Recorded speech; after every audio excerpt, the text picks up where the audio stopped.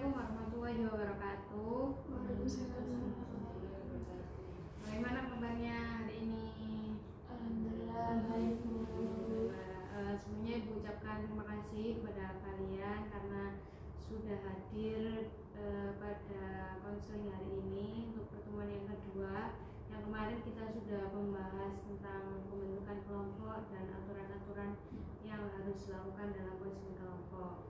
Nah, pada pertemuan kali ini kita akan membahas mengenai masalah kalian. Jadi nanti masing-masing dari kalian akan menceritakan masalah kalian secara singkat terlebih dahulu. Lalu nanti kita akan memilih masalah yang akan kita bahas, salah satu masalah dari kalian.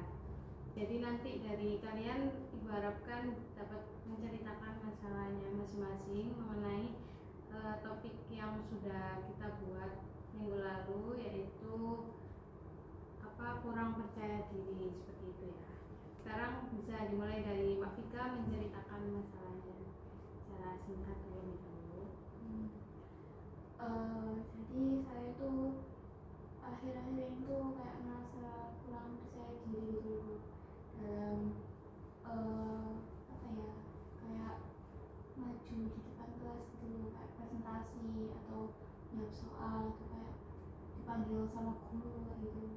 Oke, jadi Mbak Vika merasa kurang percaya diri ketika maju di depan kelas terus menjawab pertanyaan dari guru, seperti itu ya. Oke, baik. Selanjutnya Mbak Mufi bisa ceritakan masalahnya. Kalau saya itu lebih ke takut kalau mau kenalan sama orang baru gitu, jadinya nggak pede buat kenalan sama orang baru. Oke, kalau Mbak Mufi ini tidak percaya diri ketika akan berkenalan dengan orang baru, seperti itu ya. Oke, kalau Mbak Feby sendiri? Kalau saya itu nggak pede kalau buat foto-foto gitu loh Bu. Apalagi kan diri saya habis hilang gitu ya Bu, jadi nggak pede gitu loh. Oke, jadi Mbak Feby ini kurang percaya diri ketika berfoto-foto, seperti itu. Baik, kan dari kalian sudah menceritakan masalahnya. Nah, di sini Ibu ingin dari kalian menyebutkan ada pada skala atau rate berapa, misal dari 1 sampai 10. Nah, dari 1 ini kalian masih bisa mengatasi masalah kalian, dan di skala 10 kalian benar-benar udah tidak bisa mengatasi masalah yang kalian alami. Dari Mbak Feby sendiri ada pada skala berapa masalah yang Mbak Feby hadapi? 8 Bu. Ada pada skala 8. Oke, kalau Mbak Vika? 7. Oke, Mbak Vika 7. Kalau Mbak Muti? 6. Baik, kalau dilihat dari skalanya, skala terbesar ada pada Mbak Feby, seperti itu ya. Nah, tapi Ibu kembalikan lagi ke kalian. Dari kalian ini pada proses konseling pada hari ini menginginkan masalah siapa yang dibahas terlebih dahulu. Mungkin dari Mbak Muti? Mungkin kalau saya masalah dari tiga Bu, karena kan sebagai siswa kan kita pastinya lebih sering dialami gitu Bu, buat nggak percaya diri juga. Oke, jadi dari Mbak Muti menyarankan masalahnya Mbak Vika. Nah, kalau dari Mbak Vika sendiri? Mungkin masalah saya dulu. Oke, masalahnya Mbak Vika boleh ya. Nah, kalau Mbak Feby? Yang saya Mbak Vika juga nggak apa-apa Bu, karena ya juga nyambung juga rasanya. Oke, baik, karena dari kalian setuju untuk masalahnya Mbak Vika yang dibahas terlebih dahulu, dan Mbak Vika juga bersedia. Jadi untuk pertemuan pada hari ini kita akan membahas mengenai masalah Mbak Vika, seperti itu ya. Sekarang dari Mbak Vika bisa diceritakan lebih detail masalah yang Mbak Vika hadapi. Jadi gini Bu, saya itu kalau setiap waktunya presentasi, kalau maju di depan kelas itu selalu merasa nggak pede. Selalu mikir itu kayak gimana ya kenalan teman-teman saya, jadi kayak khawatir sendiri gitu. Oke, Mbak Vika merasa tidak pede dan khawatir ketika maju di kelas, seperti itu. Nah, kira-kira sejak kapan Mbak Vika mengalami hal tersebut? Awal kenaikan kelas 11 Bu. Sejak awal kenaikan kelas 11, sekarang kelas 11 berarti baru ya. Iya. Apakah sampai saat ini Mbak Vika masih merasakan kayak kurang percaya diri? Iya. Iya Bu.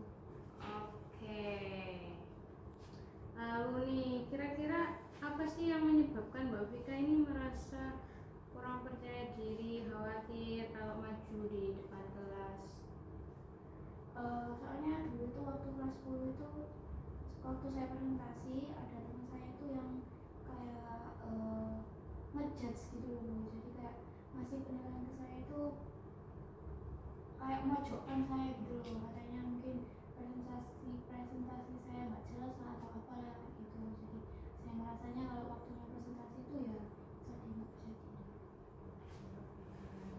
Nah kan Mbak Vika tadi bilang Mbak Vika merasa kurang percaya diri ketika presentasi di depan kelas itu kenaikan kelas 11. Nah apakah sebelumnya Mbak Vika ini tidak merasakan hal tersebut?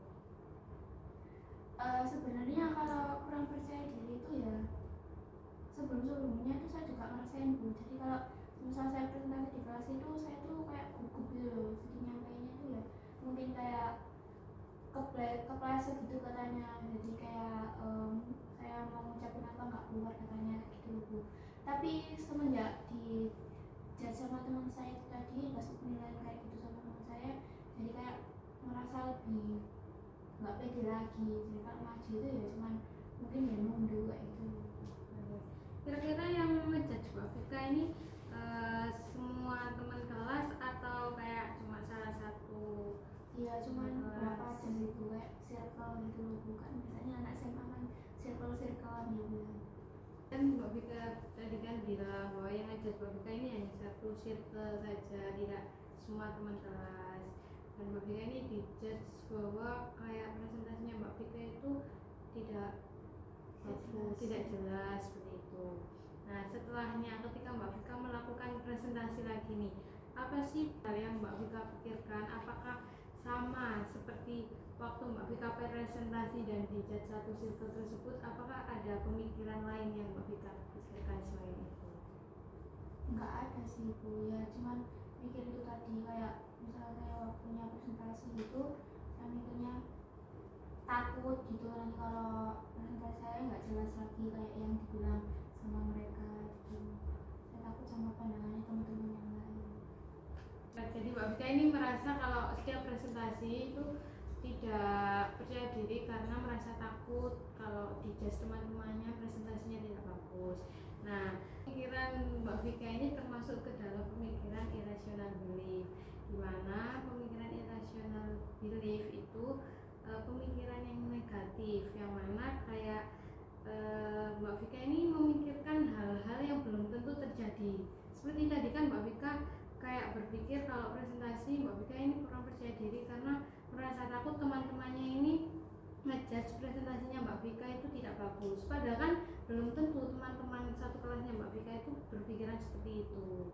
Nah pemikiran Mbak Vika yang irasional tadi perlu diubah ke pemikiran yang rasional belief, dimana rasional belief ini pemikiran yang positif, yang lebih masuk akal gitu Mbak Vika. Kayak misalkan tadi Mbak Vika berpikir bahwa ketika presentasi semua orang akan menilai Mbak Vika presentasinya itu tidak jelas, tapi Mbak Vika perlu berpikir rasional bahwa tidak semua yang melihat presentasi Mbak Vika itu berpikir seperti itu. Oke, nah sekarang Ibu akan membagikan format tolong diri kepada kalian, kepada Mbak Feby dan kepada Mbak Muti. Nah di format tolong diri itu kan sudah ada catatan-catatan. Nah nanti dari kalian bisa mengisi tabel-tabel tersebut. Jadi buat Mbak Muti dan Mbak Feby bisa mengikuti ya. Nanti saya akan bertanya langsung pada Mbak Vika dan Mbak Feby sama Mbak Muti mengikuti dengan menuliskan permasalahan kalian berdua di kertas tersebut. Oke, jadi di situ di format tolong diri langkah pertama kan mendeskripsikan peristiwa pemicu. Nah dari Mbak Feby dan Mbak Muti bisa dituliskan peristiwa yang menyebabkan Mbak Feby sama Mbak Muti ini tidak percaya diri seperti tadi yang telah disampaikan oleh Mbak Vika. Kan tadi Mbak Vika bilang tidak percaya diri karena presentasinya dijudge seperti itu. Oke, silakan ditulis. Oke, selanjutnya di langkah kedua ini kan ada identifikasi perasaan yang tidak sehat dan perilaku yang menggagalkan diri Anda. sendiri. Mungkin perasaan seperti apa sih ketika Mbak Vika berada di situasi kayak Mbak Vika waktu presentasi itu tadi? Perasaan kayak takut, terus juga gugup, terus kayak gimana ya, kayak khawatir gitu loh pandangannya teman-teman ke saya tuh kayak gimana, takut direndahkan gitu. Oke, berarti Mbak Vika merasa takut, khawatir, gugup seperti itu. Nah, di teman-teman juga bisa dituliskan ya. Nah, dari ketiga perasaan itu perilaku apa yang Mbak Vika alami? Jadi kalau saya punya presentasi di depan itu kan saya kan merasa kayak takut, khawatir, terus gugup ya, jadinya ya cuma nunduk, terus juga kalau bicara itu gagap gitu loh Bu, jadi kayak mendadak gitu, terus juga keringat dingin misalnya. Oke, jadi dari perasaan tersebut Mbak Vika kalau presentasi merasa apa? Keringat dingin, terus gugup seperti itu ya Mbak Vika.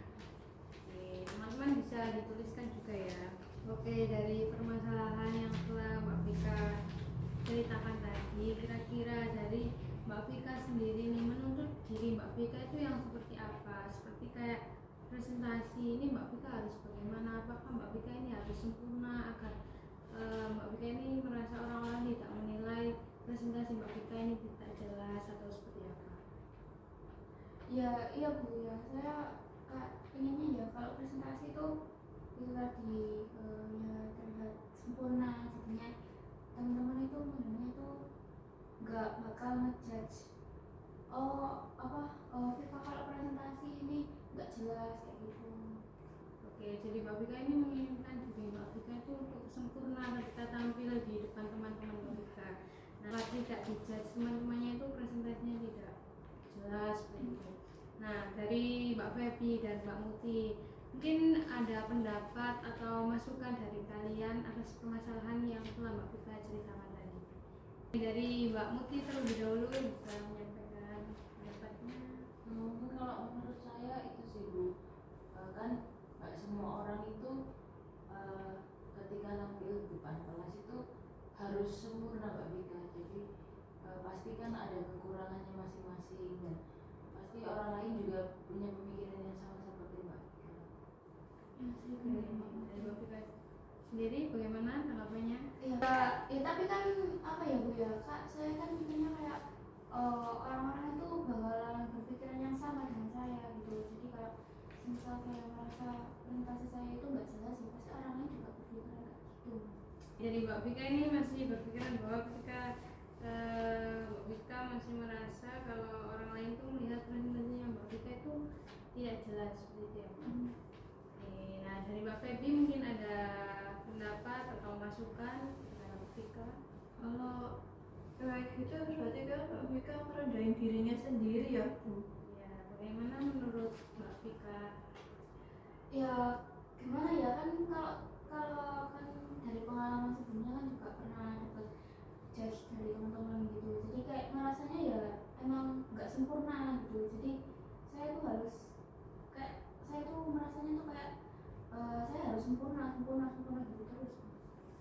Lalu misalnya ketika Mbak Vika merasa dirinya Mbak Vika itu sudah tampil perfect, apakah orang-orang sekitar Mbak Vika itu akan menganggap bahwa Mbak Vika ini presentasinya sudah bagus?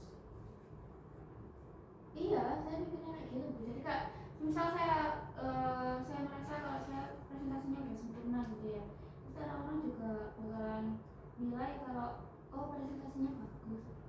Mbak Vika nih kan ketika Mbak Vika merasa dirinya sempurna ketika tampil, orang-orang juga akan berpikir bahwa presentasi Mbak Vika ini bagus, perfect gitu. Apakah hal tersebut juga Mbak Vika rasakan? Maksudnya Mbak Vika itu berpikir seperti itu ketika teman Mbak Vika juga melakukan presentasi. Kayak Mbak Vika akan berpikiran bahwa oh teman saya itu presentasinya nggak jelas seperti itu. Apa bagaimana? Iya sih Bu. Iya. Saya juga akan mikir gitu. Kalau semisal teman saya yang tampil tadi emang presentasinya nggak jelas, ya pasti saya berpikirnya presentasinya nggak jelas. Tapi kalau semisal anak itu tadi presentasinya sempurna, pasti saya juga mikirnya presentasinya sudah bagus. Oke, jadi Mbak Vika akan berpikir pemikiran seperti itu. Tapi pendapat teman-teman nih bagaimana terkait Mbak Vika tadi? Dari saya sendiri. Iya boleh. Kalau dari saya sih kan tadi Mbak Vika bilang kalau Mbak Vika itu juga berpikiran hal yang sama ketika teman-teman Mbak Vika itu melakukan presentasi di depan kelas ya Bu. Iya. Nah berarti kan setiap orang tuh mempunyai kekurangan masing-masing. Nah menurut Mbak Vika nih, apakah setiap orang itu harus dituntut untuk sempurna ketika melakukan sesuatu? Ya enggak sih ya Mbak ya, kan ya benar tadi katanya Mbak Muti, karena kan setiap orang itu pasti ada kekurangan sama kelebihannya masing-masing. Oke, nah sekarang kan Mbak Vika sudah tahu ya bahwa setiap orang kan memiliki kekurangan dan kelebihan masing-masing. Nah dari Mbak Vika sendiri nih, apakah Mbak Vika masih berpikir bahwa ketika Mbak Vika presentasi ini harus sempurna? Ya enggak ya Bu ya, kan kalau semisal saya nuntut diri saya untuk sempurna terus itu pasti bakalan jadi tekanan gitu.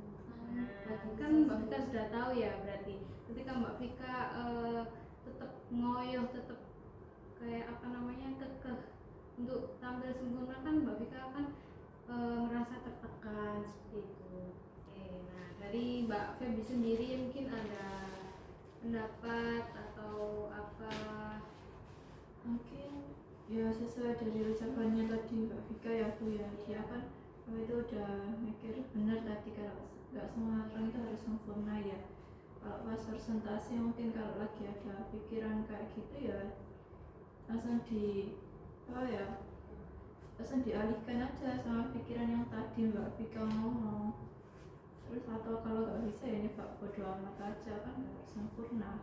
Iya benar banget yang dikatakan Mbak Feby.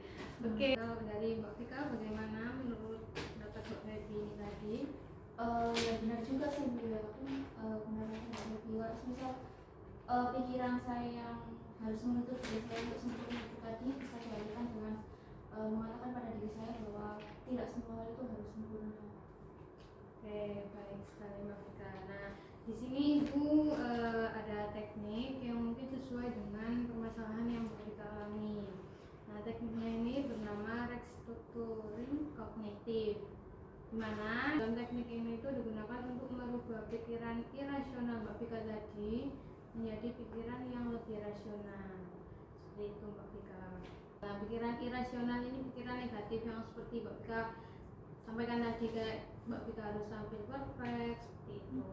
Nah, yang rasional ini yang pikiran yang positifnya, kayak seperti yang teman-teman bilang tadi bahwa semua orang itu harus sempurna, punya kelebihan dan kekurangan masing-masing. Nah, sekarang Ibu minta dari Mbak Vika dan teman-teman yang lain juga bisa mengikuti. Sekarang pejamkan mata kalian. Pejamkan, tarik nafas, keluarkan. Tarik nafas, keluarkan. Sudah. Sekarang bayangkan kalian berada di kondisi saat kalian ini menghadapi masalah itu tadi, masalah yang mengakibatkan pikiran negatif-negatif kalian yang muncul. Sekarang alihkan ke pikiran yang lebih positif. Pikirkan bahwa tidak semua orang itu memandang kalian jelek, tidak semua orang itu berpikiran kalian itu buruk seperti itu, dan tidak semua orang itu harus tampil sempurna, karena semua orang itu memiliki kekurangan dan kelebihan masing-masing. Nah, sekarang perlahan buka mata kalian.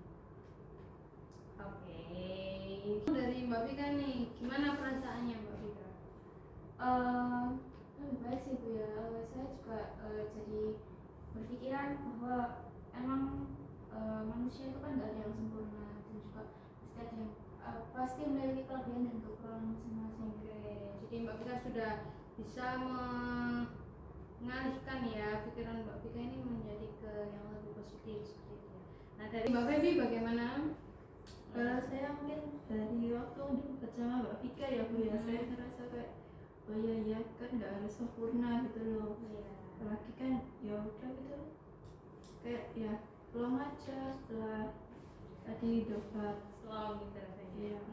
Kalau dari Mbak Muti? Kalau dari saya setelah mendengarkan dari permasalahannya Mbak Vika itu pemikiran saya jadi lebih terbuka lagi gitu. Jadi ya tahu ya. Oke, dari teman-teman apakah masih ada yang ditanyakan atau dari Mbak Vika sendiri masih ada yang ditanyakan? Sudah cukup sih Bu. Jadi kalau sudah tidak ada yang ditanyakan, untuk Mbak Vika dan teman-teman saya harap bisa menerapkan teknik yang sudah kita jalankan tadi, dan minggu depan saya akan melihat perkembangan kalian, apakah ada perubahan seperti itu ya teman-teman anakku. Baik, kalau begitu terima kasih. Jangan lupa minggu depan kita bertemu lagi ya di hari apa? Rabu ya? Iya. Iya, Rabu. Baik, terima kasih. Wassalamualaikum warahmatullahi wabarakatuh. Waalaikumsalam warahmatullahi